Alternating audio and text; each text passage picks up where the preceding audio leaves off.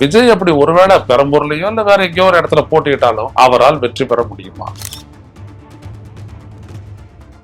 அவருக்கு வந்துட்டு ரசிகர்கள் இருக்காங்க, ரசிக்கக்கூடிய மக்களும் இருக்கிறாங்க, எல்லாமே இருக்காங்க. ஆனா வாக்களிப்பாங்களா?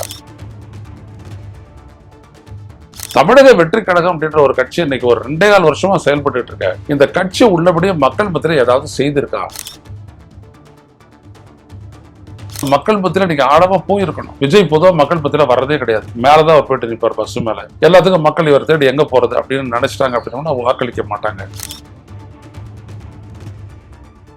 விஜய் வந்துட்டு அவருடைய ரசிகர் மன்ற வாக்குகளை மட்டுமே நம்பி இந்த தேர்தல் களத்தில் நிற்கிறார், குதித்திருக்கிறார். உடல் வலிமையை உறுதி செய்யும் சிலாஜித், கவனத்தை மேம்படுத்தும் அஸ்வகந்தா மற்றும் உயிர் சக்தியை பெருக செய்யும் சஃபேடு முஸ்லி போன்ற இமயமலையின் உணவுப் பொருட்களை கொண்டு வந்து மிஸ்டர் பர்ஃபெக்ட் உருவாக்கப்பட்டுள்ளது. உங்கள் முழு குடும்பத்தின் ஆரோக்கியத்தை மா நேச்சுரல்ஸ் மூலம் உறுதி செய்திருங்கள். 100% இயற்கையான மூலிகை பொருட்கள் மூலம் உருவாக்கப்பட்ட மிஸ்டர் பர்ஃபெக்ட் மற்றும் மிஸ் பர்ஃபெக்ட் தலைமுறையாக குடும்பங்களின் உடல் வலிமை, மன வலிமை மற்றும் மகிழ்ச்சியை பெருக செய்கிறது.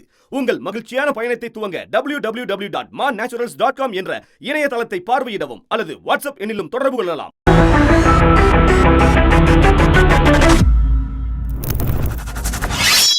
வணக்கம் தோழர்களே, ரோசஸ் செய்தியின் வாயிலாக இன்று மீண்டும் உங்களை சந்திப்பதில் பெரும் மகிழ்ச்சி அடைகின்றேன்.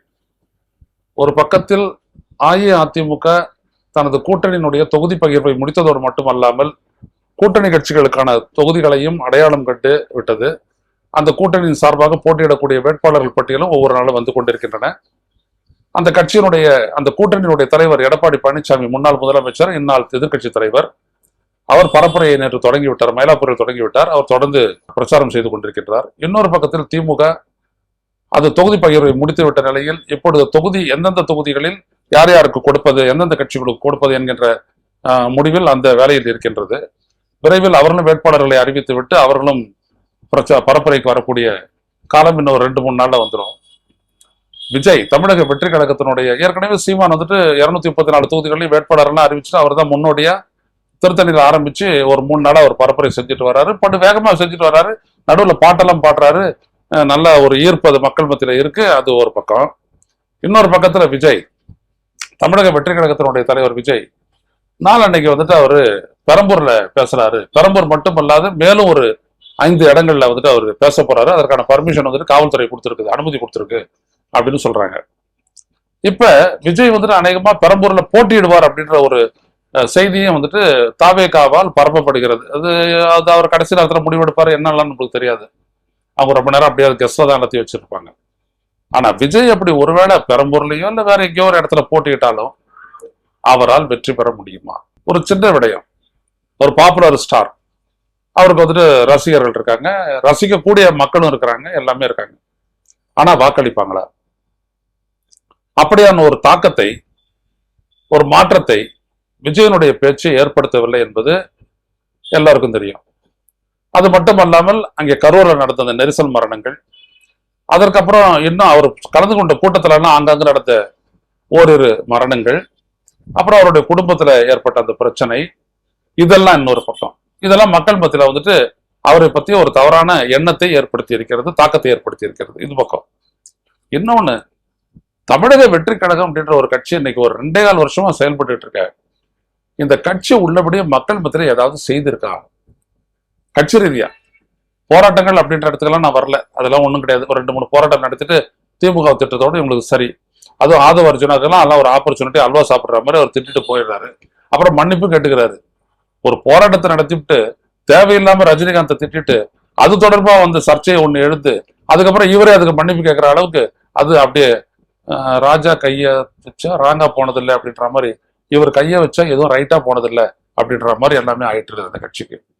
ஆனா தாவேகா என்கின்ற ஒரு கட்சி மக்கள் மத்தியில் அந்த கட்சிக்கான கட்டமைப்பை எந்த இடத்திலும் ஒரு இடத்துல கூட ஏற்படுத்தவில்லை. ஒரே ஒரு பெரம்பூர்ல நிற்கிறாருன்னா அங்க ஒரு 260 to 280 பூத் இருக்கும். இங்க எல்லாம் பூத்து கமிட்டி போடணும் அப்படின்னோம்னா அங்க போறதுக்கு, அங்க இருந்து செயல்படுறதுக்கெல்லாம் அதுக்கான ஆள் அடையாளம் காணப்படலை. அங்க கட்சி அமைப்பே கிடையாது. அங்க யாரு பெரம்பூரினுடைய கட்சி தலைவர் யாரு தெரியாது, எதுவுமே தெரியாது. அப்படி இருக்க எப்படி விஜயால அந்த இடத்துல மக்கள் மத்தியில போயிட்டு சந்திச்சு வாக்குகளை கேட்க முடியும்? எப்படி விஜயனுடைய கட்சிக்காரர்களால் அந்த விஜயனுடைய வேட்பாளர், இவர்தான் நம்ம வேட்பாளர், இவருக்கு வாக்களிங்கன்னு எந்த அடிப்படையில் அவங்க போயிட்டு மக்கள் கிட்ட பேசுவாங்க? யோசிச்சு பாருங்களேன். ஒரு கொடியேற்ற நிகழ்ச்சி கூட கிடையாது. ஒரு இது பெரம்பூர் தொகுதி அலுவலகம் அப்படின்னு ஒண்ணு கிடையாது. எதுவுமே இல்லை, ஒண்ணுமே இல்லை. அப்படி பிளைண்டா போயிட்டு வாக்கு வேட்புமனு தாக்கல் பண்ணிட்டு அங்க போயிட்டு ஒரு பரப்புரை ஆரம்பிச்சார் அப்படின்னோம்னா எப்படி அவரால் ஜெயிக்க முடியும்? இரண்டாவது, அந்த மக்கள் பத்தியில நீங்க ஆழமா போயிருக்கணும். விஜய் பொதுவாக மக்கள் பத்தியில வர்றதே கிடையாது. மேலதான் அவர் போயிட்டு நிற்பார் பஸ் மேல. எல்லாத்துக்கும் மக்கள் இவர் தேடி எங்க போறது அப்படின்னு நினைச்சிட்டாங்க அப்படின்னா வாக்களிக்க மாட்டாங்க. சாதாரண மக்கள் சொல்றேன், வாக்களிக்க மாட்டாங்க.